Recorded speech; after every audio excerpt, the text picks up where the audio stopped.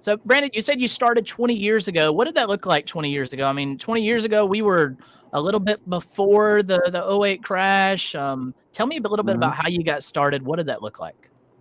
Yeah, I mean, I'll rein it down to before I started. My wife and I grew up in two separate trailer parks. She was in one, I was in another. Her name is Tiffany as well, Great. and we met in middle school. Mhm. And no, I'm sorry, we met in middle school. I think we got together in high school. Dated throughout high school, but during that process, neither one of us had much. So I started getting myself into sales, and when I say sales, I mean like knocking on doors and cutting people's grass for $20. For working with Foot Locker and selling shoes selling Jordans, doing that kind of stuff. So I kind of started working with people at an early age and selling Mhm. myself and the product, more importantly, and that allowed me to um, go to college after that point, realizing like I want to do something economically speaking, but I just didn't know what I wanted to do. I knew it was in something in sales, maybe mass communication, being on screen, and something with an economic base. But I couldn't. Back then, Atlanta wasn't what Atlanta was now. It was not as thriving of a city, so I didn't really know what I wanted to do. So I ended up dropping out of school or taking a break, and I ended up never going back. Essentially, my wife and I got married at that time. She was in nursing school. We needed to make money, so she dropped out as well after we got married young at 19 and 20 years old. And we got an apartment together here in Villarica, Georgia, which is funny because I ended up flipping those apartments and making over $100,000 on a Oh wholesale deal, man. like 8 to 10 years later. But she was working for a metal company, metal fabrication company. I ended up taking a break. I was doing customer service at some company, and then I had a friend of mine come approach me. He's like, "Man, why don't you come in and make?" Because I was confused. I didn't know what I wanted to do at that point. He's like, "Why don't you go in and sell pizzas with me?"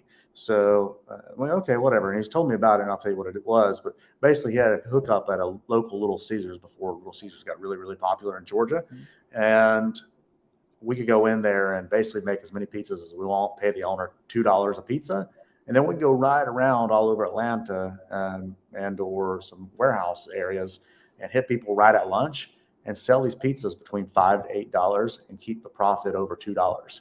So he phased out, but I kept that going for about a year. So now I'm like 20 years old at this point, been doing this for a year. My wife is working for a metal fabrication company. She's pregnant now, going into 20 and 21. And I'm like, man, I can't be doing this anymore. And then I was already having those thoughts. I'm like, I was studying research and real estate. And the only thing that you knew about in the early 2000s was Rich Dad Poor Dad book had just come out like a couple of years before. So I was one of the first people that read that book around like 2000 or so. And I read that book. I'm like, this is something I'm interested in. So that kind of carried on with me. And anyways, my wife and I ended up buying a home together. We moved out of the apartment, we buy a home. And I had a real estate agent that showed us like 3 houses. And I saw how easy the process was. And she was a realtor. She showed me the houses. And we bought a home. And she made like a $7,000 to $8,000 check. I'm like, well, damn, if she can do that, well, I can do that too. And if she can do that, I can do a whole lot better, because I feel like Yeah. I'm a better salesperson than she was. So Mhm. that led me into getting my license. I got my license, and then I quickly found me a broker. I started with one broker. I quickly found me a broker that taught not only how to do real estate, but also they flipped houses too. And I knew that that's kind of what I wanted to do, because you got to think there wasn't HGTV shows around at this time, and there wasn't social media. But I heard of a couple people flipping houses, but I didn't really know what it was. And you didn't really have the World Wide Web to what we know as the internet of today, where you can just Google Mhm. everything. Right. So I researched it as much as I could, and I finally found some people that were investors, and they teach me the ropes. My wife quit her job after 1 year. We were flipping 3 to 4 homes a year, ended up becoming 5 to 7 homes a year. Next thing you know, utilizing community banks locally, giving an early 20-year-old kid money for nothing, really, essentially no money down, 100% loans, which they don't do that anymore.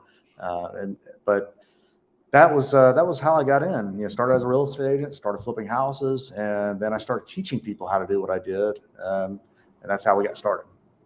I love that Little Caesars arbitrage is like the starting cannon for you. I just Flipping pizzas before I was flipping houses. Yeah, that's so fantastic. Oh man, and just that was some gunslinging days that I was in high school back in 2006, 2007, whatnot. I didn't really understand what was happening then. Mhm. How did you find yourself surviving that that season between 2007-ish to 2010-ish? How did you survive that? Well, financially speaking, I didn't. I had built up 20 rental houses from the age of 20 to 22. Mhm. So how all this started, and to tie it all into what you're asking is, when I started real estate, I started as an agent. I realized quickly that agent wasn't for me. So I talked with these brothers, and they took me to their local bankers and got me 100% financing by vouching for me. So I went in and started borrowing, and I realized after building up 20 rental homes in a couple of years, like, the couple of flips I liked that I was doing, I made a lot more money flipping than I did renting out properties for $100 to $200 profit per month per property. Like, Yeah. let me focus on this. After 20, I'm like, I'm done. So I really started focusing in. So then you get all the way from 2003 to 2007, and the market is just booming, kind of like it was last year and Yeah. 2022 and 2021, 2020. It was just really very similar of a market, and prices were going up. Next thing you know, you're hearing of bank collapses, Lehman Brothers, this, that, and the other, and everything shuts down. Very eerily similar of what's going on today. Yeah. We're in a different type of market, obviously, with better Mhm. loans and things like that. But with that said, I had taught a bunch of people that I went to church with, showing them how to do what I did. We were very successful.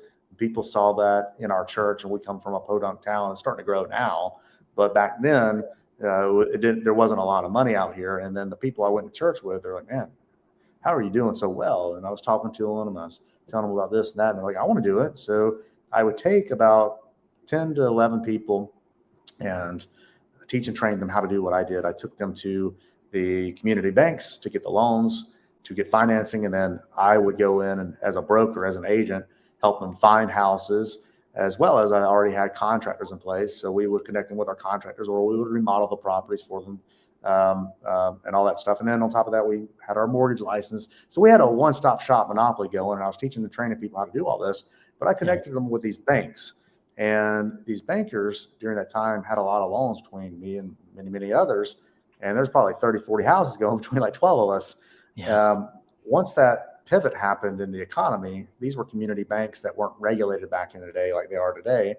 And they got really, really scared, and they wanted to see that somebody was held accountable for everybody else, and that somebody was me. So when the market shrunk, my notes had started coming due. These were bridge loans, Oh wow. and the lenders did not want to extend. So they called all my notes due at the end of the bridge. I had to go pay them off. So they said, go find permanent mortgages. Well, in 2008, when all that happened, nobody wanted to lend in real estate in a devaluing asset class that was going from 100% of value to 50% of value in some cities. Yeah. And on top of that, they didn't want to lend to a self-employed real estate person that wrote all of his money down to next to nothing on his tax returns. So I couldn't get refinanced with permanent lenders. And I called a couple banks up, had a couple meetings.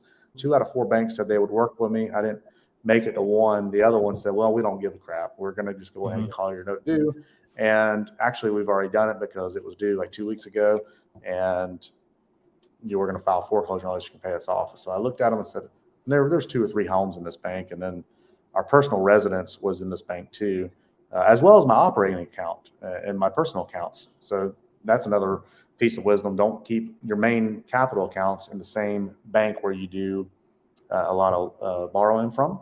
Okay. So they took my money out of, they have all these different clauses with banks and loans. They took all my money out of these accounts.